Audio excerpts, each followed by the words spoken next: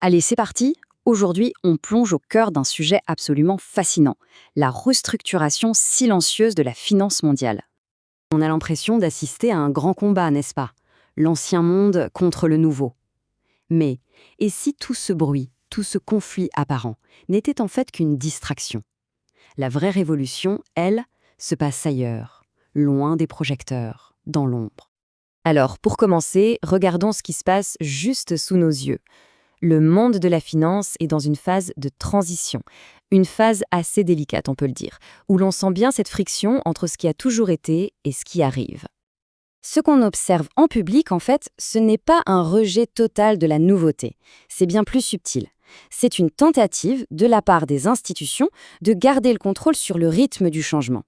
Elles ne disent pas jamais, elles disent plutôt doucement, on va y aller, mais à notre manière. Ok, ça c'est la surface. Mais si on gratte un peu, on découvre une première couche bien plus intéressante. De nouvelles règles du jeu, des règles fondamentales, sont en train d'être mises en place, très discrètement. Premier élément de ce puzzle, la norme ISO 2022. Bon, le nom n'est pas très sexy, j'avoue, mais c'est crucial.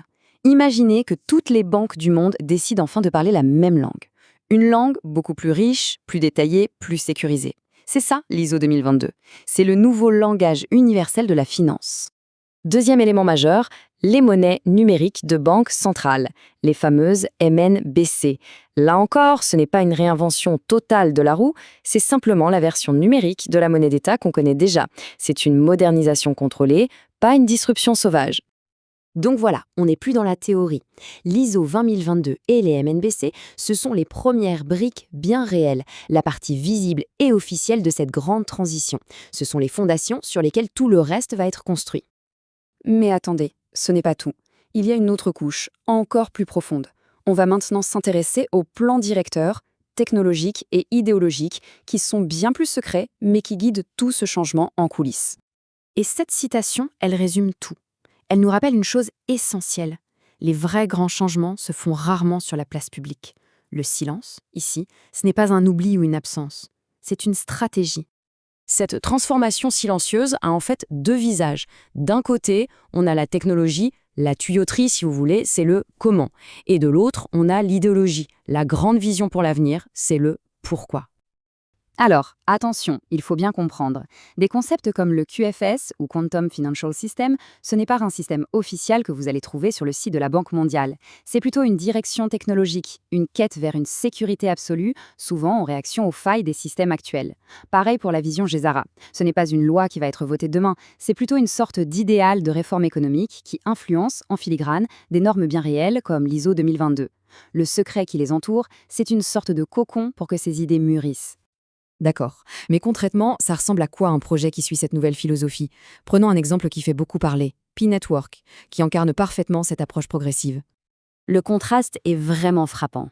D'un côté, on a le modèle spéculatif, un peu le Far West. Des levées de fonds éclairs, beaucoup de battage médiatique et souvent des ennuis avec les régulateurs. De l'autre, on a le modèle progressif, celui de Pi. Pas de levée de fonds, mais une croissance lente basée sur la participation, la vérification des identités et la construction patiente d'un écosystème utile. Ici, toute l'attention est portée sur la communauté. On construit d'abord un réseau de vraies personnes, vérifiées, avant même de parler de valeur financière. Le but, c'est de créer de l'utilité réelle, pas juste un actif pour spéculer. Et c'est là que la stratégie est brillante. Au lieu de foncer tête baissée contre le mur réglementaire, ce genre de projet se développe en parallèle, tranquillement. Il est conçu dès le départ pour pouvoir s'intégrer parfaitement aux futurs cadres légaux, une fois que les règles du jeu auront été clarifiées. Alors, qu'est-ce qu'on retient de tout ça? Quelle est la grande leçon? C'est que l'avenir de la finance n'est pas un Big Bang, un grand événement soudain. C'est un processus patient et méthodique. Cette image illustre parfaitement l'idée. C'est comme construire une maison. On peut monter les murs très vite avec des matériaux de mauvaise qualité ou prendre le temps de couler des fondations en béton armé. On sait tous quelle maison restera debout après la tempête. La lenteur organisée est toujours plus sûre que la vitesse imprudente. En fin de compte, que ça nous plaise ou non, cette transformation est en marche. La vraie question n'est donc pas de savoir si ça va arriver, mais plutôt, est-ce qu'on écoute assez attentivement les signaux faibles pour comprendre ce qui se construit vraiment, au-delà de tout le bruit de fond?